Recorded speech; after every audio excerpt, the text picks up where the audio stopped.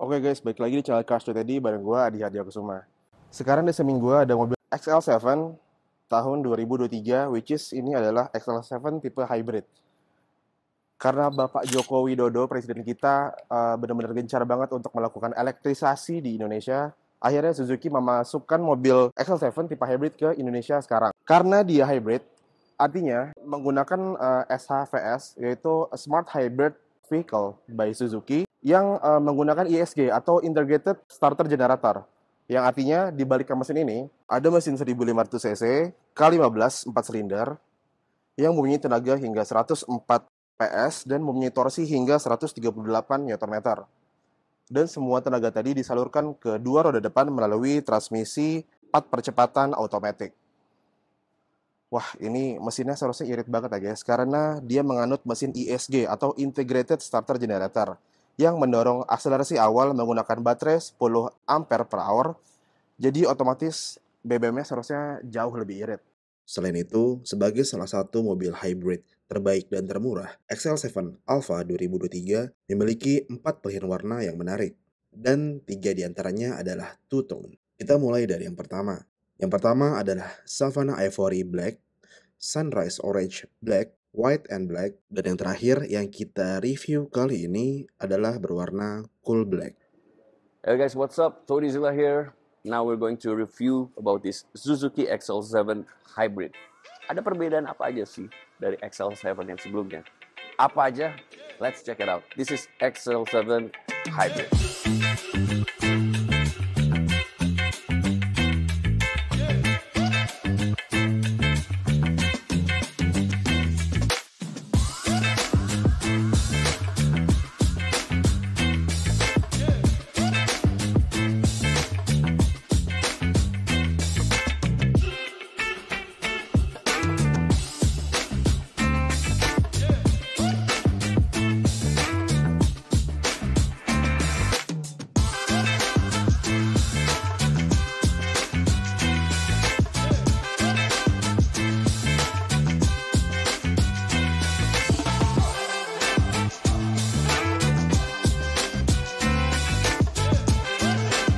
Alright guys, now let's move along. Kita di sini sekarang kita ke bagian langsung eksteriornya aja, untuk bagian depannya ya. Untuk bagian depannya dengan XL7 sebelumnya itu yang paling mencolok adalah bagian grillnya, which is yang pertama itu lebih banyak ke chrome-chromannya ya, terutama bagian sini. Ini lebih ke painted ya, jadi dia warnanya black. Of course karena mobilnya warna hitam, jadi ini juga black ya. Dia ngilangin nuansa chrome-nya. Kemudian untuk bagian headlampnya ini udah LED, tapi untuk bagian sen-nya dan fog lamp-nya itu masih halogen. So, from this front, kita langsung lihat lagi apa lagi perbedaan-perbedaan pada XL7 yang hybrid ini. Alright, let's go. Untuk bagian sampingnya yang membedakan yang pertama adalah pada bagian rimsnya. Bagian rimsnya ini XL7 sebelumnya punya nuansa velg yang lebih terang, sedangkan ini lebih gelap. Ya, sama-sama pasti pakai ring 16 dan profil 60. Untuk bagian sampingnya ini, menurut gue udah jelas ya, ini dibilang ini SUV-nya dari Suzuki. Dia memakai over fender yang besar kayak gini. Kalau gue bilangnya lebih prefer body armor ya. Mereka bilangnya fender probably, atau body kit, atau side skirt. Tapi kalau buat gue prefer body protector. Kenapa? Karena mereka seperti biasa nih ya, kebanyakan mobil kayak crossover atau SUV belakangan ini, dia punya fender yang besar untuk menghalangi mud atau kotoran dari velg. Modelnya kayak begini nih. Ya, hampir setengah body ya. Untuk bagian samping ini juga dia plastiknya modelnya doff gitu. Kemudian bagian bawahnya dipakai two-tone yang warnanya silver gitu. Memberikan kesan yang sedikit apa ya, agresif sporty, tapi lebih cenderung ke apa ya, all terrain vehicle sih gitu kalau buat gue. Tapi tetap buat di jalan atau urban tetap kelihatan keren ya. Kita bisa lihat, let's move along ke bagian sampingnya ya guys. Oke, sekarang kita udah di bagian sampingnya nih guys ya. Ini yang membedakan dari mobil XL7 sebelumnya, ada rectangle ini udah otomatis ya, dia bisa ngelipat sendiri sesuai dari remote di saat dikunci, kemudian dia langsung tutup dan kebuka automatically. Kemudian bagian sampingnya seperti dilihat ya, handle pintunya dia memberikan chrome. Sedangkan yang sebelumnya gue berpikir untuk kita kalau tadi kita lihat bagian depannya, dia punya grill chrome-nya dicat hitam, tapi di sini dia malah memberikan chrome-nya di sini tertutup. Kenapa nggak dibikin hitam aja ya? Mungkin biar sampingnya kelihatan lebih nggak polos-polos banget ya, probably. Di sini dia udah ada visornya, atau mungkin kalau di Indonesia lebih terkenal dengan talang air ya. Ini untuk memudahkan kalau mobil di depan itu kita buka atau belakang buka kaca sedikit, kalau hujan itu dia nggak langsung masuk ke dalam. Kemudian bagian atas ini udah ada roof rack-nya, and it's functional. Jadi tinggal memberikan kaki-kaki yang duduk di sana, diberikan roof rack-nya di situ. And then kita langsung move along aja ke bagian belakangnya, to the rear section-nya, karena di situ juga ada perbedaan lagi. Oke, let's move along. Alright guys, sekarang kita ada bagian belakang dari mobil ini. Sekarang kita bahas untuk lampunya. Lampunya udah full LED, tapi untuk bagian sennya dia masih pakai bohlam. Tapi ini udah LED. Ini keren ya guys ya, untuk tampilannya ya. Bentuknya gitu, dan ini memanjang. Cukup really futuristic for this car. Dan ini yang membedakan dari mobil XL7 sebelumnya itu adalah pada bagian chrome-nya di sini. Dan kemudian juga emblem-emblemnya ini ya guys, yang biru-biru dan tulisan hybrid ini melambangkan bahwa kalau mobil Suzuki XL7 yang brand new ini bermesin hybrid. Alright. Ya, dia juga udah dilengkapi dengan defogger, ada kamera, rear sensor, ya. Kurang lebih kayak gitu. Alright, after this we're going to move to inside the cabin and check out what inside of the car.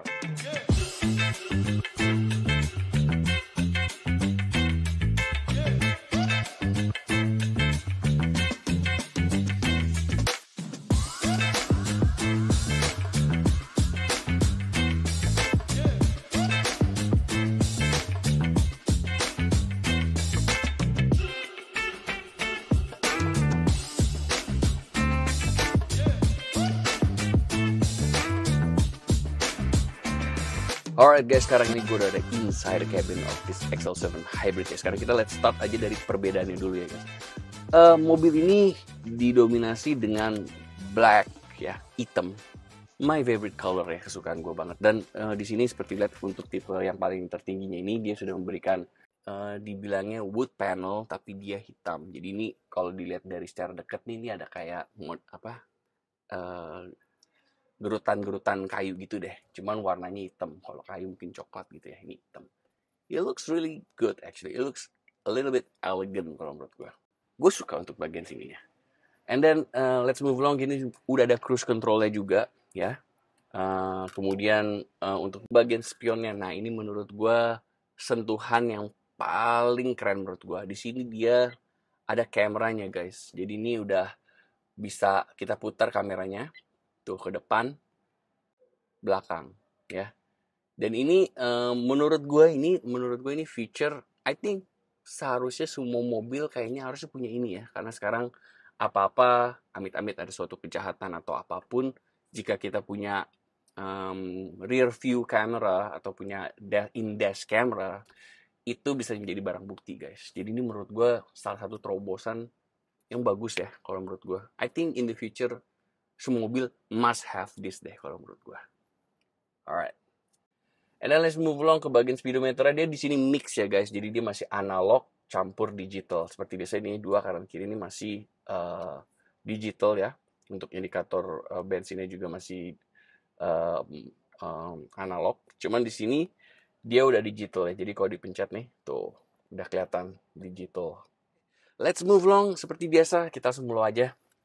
Untuk setirannya udah tilt steering ya, tentu tanpa teleskopik, nggak masalah.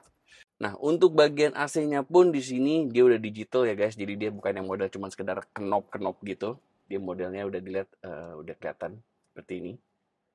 Tombol-tombolnya juga lumayan keren. And then let's move along ke bagian bawah. Di sini dia udah ada dua colokan buat chargeran ya, yaitu ada yang model colok USB. Dan kemudian di sini ada yang 12 volt nih guys. Jadi dia ada dua gitu modelnya. Nah, kemudian di sini dia ada kompartemen buat naro. Nah, di sini dia buat naro buat cup holder, ada chillernya. Jadi kayak kita punya semi lemari es kecil lah gitu. Jadi kalau punya minum nggak dingin banget sih, cuma menjadi bikin chiller, jadi adem gitu minumannya. Bagus ya ini, keren. And then let's move along untuk bagian dashboardnya. Dia untuk materialnya nggak terlalu bisa dibilang kalau mobil-mobil Suzuki yang kopong gitu, tapi ini cukup lumayan apa ya, feel eksklusif gitu. Tunggu, ya ini dia masih tetap ya jatuh seperti biasa, nggak apa-apa. Untuk head unitnya sendiri di sini dia juga udah lumayan lengkap ya guys, touchscreen, udah ada kontrolnya di steering, simple ya guys. Untuk handbrake-nya dia masih pakai tuas ya, masih handbrake, belum elektrik. Di sini ada konsol. Oh, konsolnya kecil banget ternyata. Dia kelihatannya panjang. Jadi ini buat armrest, cuman di sini sebenarnya ada konsolnya juga, tapi ini I think lebih more kayak buat handrest sih sebenarnya. Untuk di bagian pintu di sini dia ada another storage dan buat naro minuman. Lampunya juga di sini dia cuma satu ya, di tengah aja. Nah, I guess that's it. Kita bakalan seperti biasa mengukur measure duduk nih, karena ini kan 7-seater ya. Kita bakal cek sampai belakang, terutama mobil gini nih untuk berkapasitas banyak. Jadi itu salah satu nilai plus dari mobil hybrid ini. Nah, oke, let's move on. Oh, ini benar, ini bisa digeser-geser nih guys untuk bagian sininya. Ya, bener-bener buat handrest sih sebenarnya, ketimbang buat konsol. And then oke, kayak gini. Nah, ini posisi gue dengan tinggi 179, 180 seperti biasa ya guys. Ini kita bakal move along ke bagian passenger untuk kira-kira posisi duduknya itu nyaman apa enggak. Ini posisi gue nyaman ya. Kalau gue lebih suka nyetir dengan setiran yang lebih rendah. Kayak gini. Bangkunya juga dia belum elektrik, dia masih manual. Alright. Kayak gini ya posisinya guys ya. Nyaman. And then let's go, we move along to the second row. Alright, let's move along. Alright guys, sekarang ini gue lagi udah duduk di second row-nya ya guys. Cukup nyaman ya, terutama headrest ini juga ada 2 ya guys. Dan untuk bagian material sendiri pun ini dia bagiannya ada fabric dan semi leather gitu. Jadi dia ada kayak 2 tone gitu deh. Ada fabricnya sama semi kulit. Di sini ada handrestnya guys, ada handrest. Kemudian di sini ada lampunya 1. Nah, untuk bagian AC-nya ini dia masih model kayak mobil-mobil yang agak lama ya. Dia masih bar. Dia bukan model yang disemat-sematin apa in every way. Tapi terkadang orang masih banyak juga yang ngefans dengan model AC yang kayak begini. Jadi apa ya? Lebih simple gitu. Jadi menyebarnya langsung ke belakang. Tapi juga ada beberapa orang yang lebih prefer yang model baru yang modelnya in sampai belakang kayak gitu. Built in sampai belakang. So, bagian belakangnya kita mulai. Di sini ada handrest tadi udah lihat. Nah, untuk di bagian sininya dia ada charger port ya. Oh, dia modelnya 12 volt. Kemudian di bawahnya ada ini gua kurang paham ini kenapa dia buatnya kayak gini ya, guys. Buat naruh compartmentnya tapi agak sedikit aneh nih bentuknya. Well, tapi ya kayak gitulah. Seperti biasa di sini ada mug holder. Dan saya rasa cukup. Nah, ini sekarang kita bakal move along ke bagian belakangnya, which is bagian third row-nya. Karena mobil-mobil kayak gini, sebagai pengangkut passenger banyak, ini terkadang buat gue adalah suatu penilaian yang sangat penting. Karena apa? Karena ya emang ini mobilnya supposed to be untuk passenger yang banyak. Oke, let's move along. Oke guys, sekarang kita bakal move along ke third passenger ya. Nah, ini yang sedikit menentukan bahwa mobil ini cukup menarik untuk di-purchase ya. Nah, untuk bagian ke belakang ini tuh aksesnya gue suka ya. Di sini dia ada tuas. Kemudian di bawah sini seperti biasa juga ada tuas juga. Cuman untuk mengakses ke belakangnya pun juga gampang guys. Jadi tinggal dari sini kita giniin aja. Langsung geser kayak gitu. Cuman yang agak sedikit bingung tadi, kenapa dia nggak langsung ngelipet ya kayak bagian situ. Ternyata dia ada 2 tuas. Kalau bagian bawah sini dia langsung melipat semuanya. Sedangkan kalau untuk bagian tuas yang di sini dia tidak sampai tertutup. Jadi misalnya gini ya guys, gue contohin dulu. Kalau untuk buka di sini, dia berhenti di sini. Kemudian dia geser gitu. Nah, kalau untuk bagian yang bawah yang di sini dia tertutup sampai tutup. Nah, jadi gini. Tapi dia nggak bisa geser. Jadi ini gue agak sedikit, kenapa nggak dia bikin satu aja gitu. Nah, untuk akses ke belakang, gampang ya guys. very easy access. Nah, ini satu nilai plus untuk mobil-mobil yang menurut gue untuk masuk ke belakang itu sangat gampang. Menurut gue tuh sangat nilai plus ya. Alright. Untuk bagian belakangnya, untuk bagian belakangnya emang agak sedikit krem ya guys, agak sedikit sempit. Untuk tinggi badan yang gue 179, 180. Nah, sekarang kita kemudian aja ke belakang. Ini kurang lebih posisi gue tadi duduk ya. Kurang lebih kayak gini. Tunggu. Nah, kayak gini. Well, untuk bagian belakangnya lumayan sih, biarpun dengkul juga udah agak kena ya guys. Tapi lumayan untuk bagian belakangnya masih lumayan nyaman. Terutama headrest ya. Ini headrest ini sangat penting sekali untuk fungsi di belakang. 2 orang, I think it's more than enough. Kayaknya nggak bisa mungkin untuk 3 orang, nggak mungkin. 2 orang. Di sini udah dilengkapi dengan mug holder. Nah, di bagian sini ada charger port lagi ya guys. 12 volt. Tapi cuma di bagian sebelah kiri aja. Sebelah kanannya nggak ada. Kurang lebih kayak gitu aja. Alright, let's move on untuk cek bagasinya. Let's go. Nah, sekarang kita udah bagian belakangnya untuk lihat bagasinya ya guys. Let's go. Nah, setelah terbuka, ternyata dengan posisi bangku belakang masih terbuka, kurang lebih upper medium ya, masih cukup muat. Dan dia senangnya sini dia landai nih guys. Jadi untuk memudahkan masuk barang itu, dia nggak perlu diangkat dulu, kemudian ditaruh, tapi dia bisa langsung, karena dia di sininya landai. Ya. Di sini ada compartment ya, ada 2 compartment di sini, cukup gede ya. Oh nggak, ini sebenarnya 1 sih, cuman pintunya bisa dibagi 2 ya, bisa dicopot kayak gini. Jadi there's enough storage ya untuk bawa-bawa macam-macam. Nah, untuk ngelipat ininya pun juga gampang. Seperti dilihat di sini udah ada handle-nya ya. Oh bukan. Ya jadi ada beberapa mobil yang ada talinya tuh model langsung ditarik dari sini, tapi ini nggak ditarik. Dia lebih prefer di sini ada handle-nya. Cara diginin aja. Itu gampang banget. Ya. Dan ini kalau udah dibuka kayak gini nih landai banget guys. Ini bisa buat tiduran kayak gini juga bisa nih. Tuh. Asik kan. Soalnya dia modelnya ini semua landai nih guys. Jadi dia nggak gluduk-gluduk. Ini gue suka nih. Ini menurut gue apa ya? Tanpa gudukan-gudukan gitu memudahkan akses kalau bawa barang yang banyak gitu. Jadi bisa masuk banyak. Of course untuk bagian second row-nya pun juga bisa dibuka lagi. Jadi menurut gue buat orang yang bawaannya banyak atau mungkin mau traveling keluar kota dengan bawaan yang banyak gitu ya. Ini mobil sih it's more than enough ya. Bisa bawa keluarga, apalagi ini udah bisa bawa 5 passenger ya, orang dewasa. Kemudian bisa dilipat dengan bawa barang banyak. Jangan lupa lagi ada roof rack yang bisa bawa barang-barang juga. I think it's more than enough ya. Alright, let's go.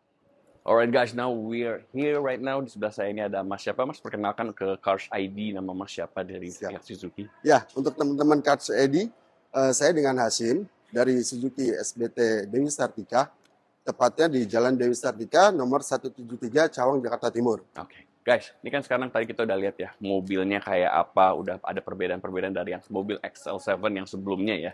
Terutama ini hybrid ya Mas. Betul.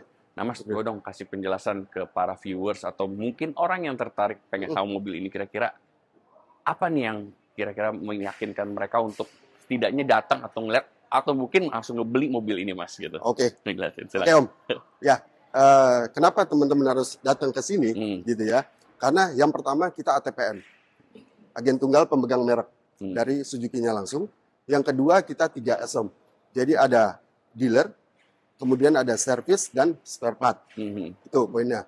Dan pastinya promo-promonya sih Om. Nah ini yang paling Gitu. penting nih. Boleh dikasih contekan ke viewers Mas? Boleh Om. Silakan, Nah, silakan. untuk promonya sangat menarik. Di bulan Juli ini, gitu kan, kita ada promo untuk TDP minimal 5%. 5%. 5% dari harga OTR. Kemudian ada bunga ringan, cicilan ringan, bunga 0% juga ada. Oke, Gitu. oke. Atau yang mau kredit syariah pun juga bisa. Oh gitu ya. Gitu. Oke. Pasti Om. Nah. Oke Mas, sekarang gini. Tadi kayak udah cukup lengkap banget tuh Mas. Oke. Nah, untuk hubungin emasnya nih. Oke. Nah, boleh Siap. banget tuh kasih tahu silakan Mas. Oke. Untuk teman-teman Cars ID bisa hubungin Hashim di 0812 2012 7435. Ini nomornya ya. Kita langsung screenshot aja kalau perlu buat ngubungin Mas Hashim. Siap, Om. Oke, Mas Hashim, kalau gitu terima kasih buat waktunya. Siap. Udah, ada yang masih mau dijelasin kira-kira Mas, apa yang kira-kira untuk para viewers atau orang yang kiranya mau ngeliat XL7 Hybrid ini, kira-kira ada pesan apa yang mau Mas sampaikan ke mereka? Oh ya, paling tambahan sih Om. Ya, silakan. Kalau memang ini coba tanya-tanya dulu aja silakan. Saya welcome gitu kan. 24 jam ready, kecuali mungkin lagi di jalan ya Om. Gitu kan. WA dulu aja, kontak dulu aja terkait nanti seandainya kredit pun data-data yang miring atau minus bisa kita bantu maksimalkan. Pokoknya bisa diomongin lebih dalam lagi lah sama Mas Hashim gitu. Ya, kurang lebih kayak gitu ya Mas ya. Siap. Ada lagi Mas? Itu aja? Kurang lebihnya nanti detailnya by WA aja Om. By WA aja. By WA. Udah nih, itu aja mau disampaikan ke mereka. Ya, baik. Seperti itu aja. Oke guys, kalau gitu Mas Hashim terima kasih buat waktunya. Terima kasih Om. Alright guys, let's move along.